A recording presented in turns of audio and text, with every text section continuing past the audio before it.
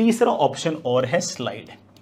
ये slide option ये कहता है कि अगर मान लो कि नेट से किसी बच्चे को आईआईटी दिल्ली के अंदर इलेक्ट्रिकल मिल गई, ठीक है, और अगर वो स्लाइड वाला ऑप्शन चूज करता है, फ्लोट वाला नहीं, स्लाइड वाला अगर ऑप्शन चूज करता है, तो इसका मतलब ये है कि अब उसके लिए दिल्ली फिक्स हो गई, ठीक है, आईआईटी दिल्ली फिक्स हो गई उसके लिए।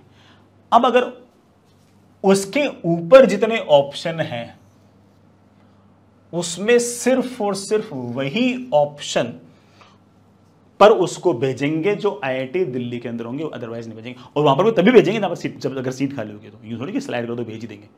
समझिए इस बात को। तो फ्लोट का मतलब तो ये हुआ कि ऊपर कोई भी ऑप्शन खाली होता मुझे वहां भेज दो। स्लाइड का मतलब ये होता है कि मेरे को सिर्फ और सिर्फ ऊपर उसी जगह भेजो जहां पर जो उसी कॉलेज का हो जो कॉलेज मुझे मिली है। आई होप कहते हैं जो कॉलेज मेरे को मिली है सिर्फ और सिर्फ वही, और वही वही मुझे भेजो। फ्रीज मतलब आई फिक्स इट, मैं अगले राउंड में जाना नहीं चाहता। फ्लोट मतलब कि मेरे को अगर मान लो 50वें नंबर का अगर ऑप्शन भरा है तो उस 50वें के ऊपर जो 49 ऑप्शन है उसमें अगर कहीं पर भी अगर सीट खाली हो तो मुझे ऑटोमेटिकली वहां पर शिफ्ट कर दिया जाए।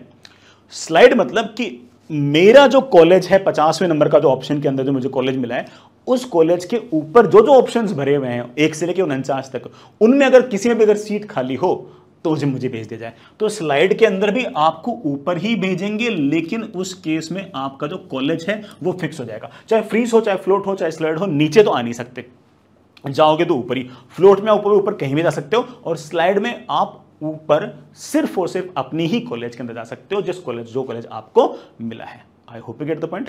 तो